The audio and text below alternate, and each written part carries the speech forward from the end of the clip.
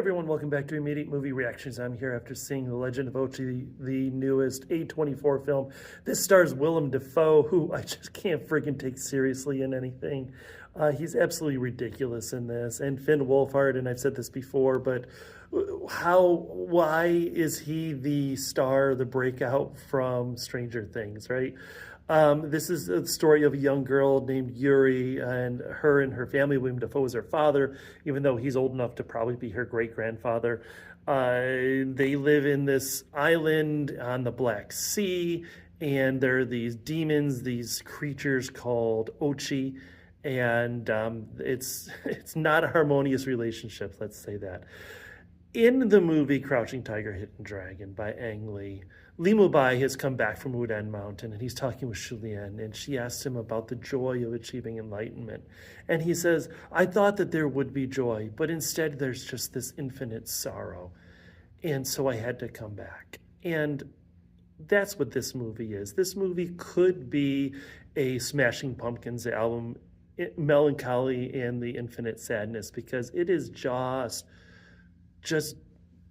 dripping with melodrama, and there's nothing happy in this movie, even though, you know, there's sort of a fairy tale ending. She's got a bad relationship with her father, who has this militant group of boys. They're out to just hunt these creatures who I guess are demons, evil to start, but then maybe they're not, even though they're eating sheep, but then maybe they're not. It's a weird blend of, did this movie really happen, or is this all a dream? Is this a metaphor for her growing up? Is this a metaphor for her lost mother? You know, what is that? There's a weird blend of just kind of reality and nonsense. And, you know, I would have to say there's some things that I really didn't enjoy about this movie, and I struggled to engage with it. I think that the volume of the dialogue is set to about 4, which made it really difficult for me to hear and understand a lot of what was going on. Maybe it was just the recording or the theater that I was in, but I felt like that needed to be tuned up, whereas the ambient noises and the music and the creature sounds, that's up to 11, right? This is Spinal Tap.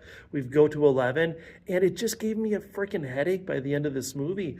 I was accused recently of being an A24 stan and just kind of loving everything that they do. And, you know, I've made some excuses for some of their films. I don't know that I can really excuse, and I don't know that I can really recommend this movie. It's fine.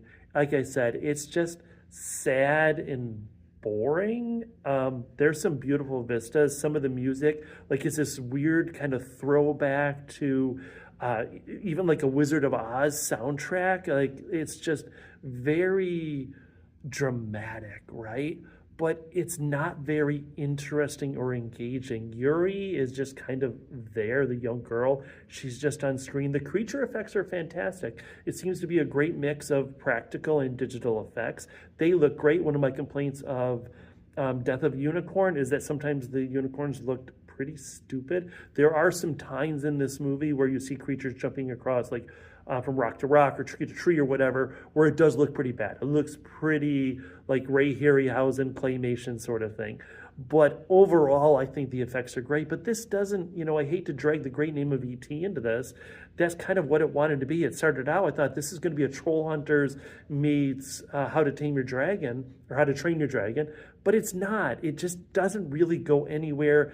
There's this weird music, is the, I don't know, essence of life or love or whatever. I don't know. It doesn't really do much of anything. And I went to see this with my family. My 2 boys, 15 and 17, pretty much fell asleep 20 minutes into it. And that was it. Like, I kind of wanted to wake them up and leave, but I did sit through it. And that's, unfortunately, I guess that's the final judgment, is that I had to sit through this movie.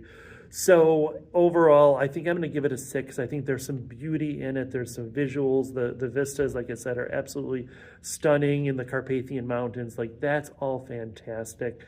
The idea is almost there, but it's not fully realized. So yeah, this is a 6. I think that this is maybe if you want to sit down and watch it at home. But man, it's very close to like a 4, like a 3 or 4, or skip it. I'm gonna be generous and go 6. Anyways, I do appreciate you all, and I'll see you after the next movie. Oh, please like, share, subscribe, do that stuff, hit the buttons. I always forget. I do appreciate it, and I'll see you off to the next movie.